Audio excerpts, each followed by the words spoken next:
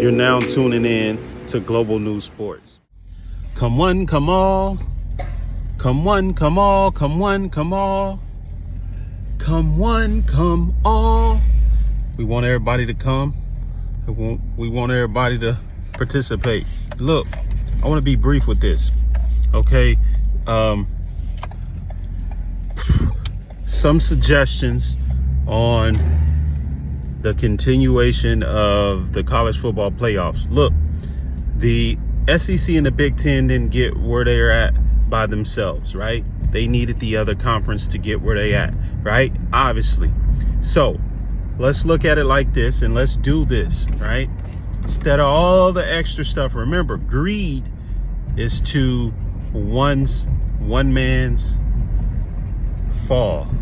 So you can be greedy, and eventually you will find yourself isolated on an island somewhere. So with that being said, look what happens, right? Let greed take them out of the place in which built them up, right? Let the greed remove them from the actual fabrics and the foundation in which built them up, right? Which is the landscape of the college football. If they are too big for their britches, let them go. And also look at it like this, okay? You have these two conferences, right? We don't care, okay? If they want to leave and all this debacle about, oh, you know, we're going to take our ball and leave, go ahead. You know why? I'm going to tell you why that'll be good for the rest of the sports. Is because, for one, okay, you are getting offered a deal right now that's a collective deal that has a lot to do with all the conferences. Broken down, this 1 point whatever billion dollars that ESPN put on the table for the college football playoffs. That means that 48% or 42% of those funds is worth the other colleges. It has nothing to do with those two. Basically, the value of those two is, I think, anywhere from 52 to 58% of that money. That's it. Basically, or maybe a little less. Because you got to understand, they do have dead weight. They do have a lot of teams or programs that don't really do anything. I guess you need those type of schools to make the conference how it is. But look, let them go. And also, if at least, okay, that the SEC and the Big Ten know what they're getting right here with ESPN, keeping everything rolling, keeping everything together, at least they know what they're getting now. Let them go into the abyss and the unknown, to where they don't know how it's going to work. They don't know what they're going to be getting. And it's definitely not going to be that same number of 1 point whatever amount. They only worth a fraction of that amount. So if they want to go take the ball and play by themselves to get their 52 or 58% of whatever that number is, let them do it. But I can guarantee you this: if they do go off to themselves, they will not get as much views as they once was, because there was other teams or other households going and viewing these other schools based off of the merit of them playing or interacting with other schools, period. It's called non-conference matchups. Those are worth a percentage of viewership. So if they think and they go into the unknown, let them go, period. Because guess what? At least the Big 12, the ACC, and whoever else stood on business to a point to where it's not their problem that they are not happy. It's not their problem that they can't get the numbers that they want. So why stress over it? Why put yourself in a situation to where you're blaming yourself if they do leave? No, let them leave on their own, period. We don't care. They're trying to make you guys feel like, oh, you guys lost something good, or that, you know, it's your fault why we leaving. No, if this is not narcissism at its finest, that's all this is: greed, narcissism, and all of this other stuff. If you're not happy with what the other power members are discussing and you can't agree to that, then go into the abyss in the unknown and see if it'll be any better. Now, I can tell you this, those numbers that are being offered right now to all of the members in the Power Four, Notre Dame, and a group of five, those numbers will not be the same numbers if they do go off to themselves. Those numbers are going to decrease. And then they're going to try to be working on how are they going to build up their numbers again. And they thinking in their mind, see, this is the problem. In their mind, they thinking this 1 point whatever billion dollars that they can get all of that to themselves. That's what's in their mind. And they thinking, well, if we leave, we can get this whole 1.8. No, you can't, because it was never designed for you to get that full amount. That is with the factors. That is a number that is factored in with the other members or the other conferences. You guys alone, those two conferences is not worth 1.8 billion or however much that number is. They're just not.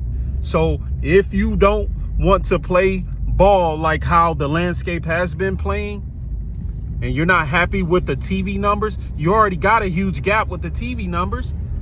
Dang, be thankful for that and keep the ball rolling. Because I know together, these numbers like the 1 point whatever billion can probably increase. You have to understand it takes time and years to grow a business. And all these years, this business has been growing. These other conferences has a lot to do with that growth in those numbers. It wasn't just SEC and the Big Ten by themselves making those numbers appear. No, it was a collective effort from all the players, all of the conferences, putting their work in each day, each season, playing football for decades to get to the number we're at now. Now, if you want to get greedy and break off and go off to your own, those numbers you're not worthy of those numbers alone, period. So it makes no sense to wager this narrative or play this posturing to other members as if they ain't also a part of this whole thing. So here's the thing, okay? The SEC and I would really specifically say the SEC, they're jealous of the Big 12, man. I'm telling you, they thought that the moves that they would make would, listen, the SEC been trying to break up the Big 12 for the longest, period. They have been trying, and that's what's frustrating them. How is it that they keep rising up? Now, look, I'm going to say this about the Big 12, since nobody is mentioning the Big 12. The Big 12 has a solid group of football teams.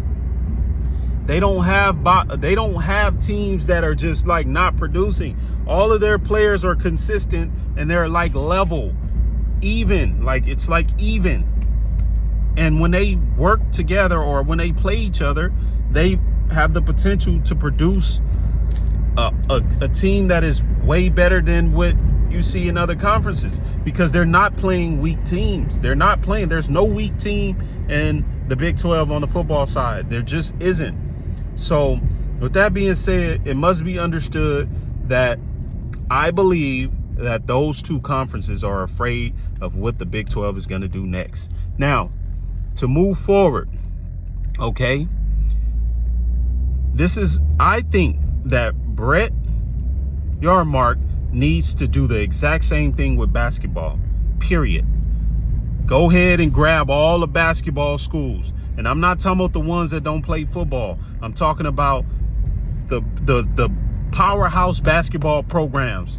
Bring them all into the conference. They should be on board with this. The basketball favored programs need to come to the Big 12. And we're going to do the exact same thing that the SEC doing. And we're going to leave them out. We're going to leave them out of the picture if it comes down to it. Basketball is the Big 12 leverage. Go ahead and use it. Go ahead, use it for realignment. Bring in those powerhouse basketball teams that are out there. And I'm not talking about the ones that don't play football. They got to play both sports. But all of the ones that are left that you don't already have that is a powerhouse. Bring them in, so that way every year the Big 12 win the college basketball national champ, or the that they win the tournament every year. That way it's understood really that the Big 12 is necessary. You can't talk SEC and the Big 10 without the Big 12, period. The Big 12 is the last conference that has a say, because you have to look at it like this, okay? First, second, and third place, gold, bronze, silver, whatever, however you want to say it, the power three, okay? We know that the Big 10 has viewership. We know that. The SEC has the accolades. We know that. The Big 12 has the basketball. That's what make up the bread and butter of college sports. We haven't even factored in baseball, but at this point, you got your viewership, you got your football, and you got your basketball. That's what all this is about. The Big 12 got to be included, period. And to be honest with you, Brett Yormark is going to grab all the basketball powerhouses, and this is going to shut out the SEC and the Big 10 every year.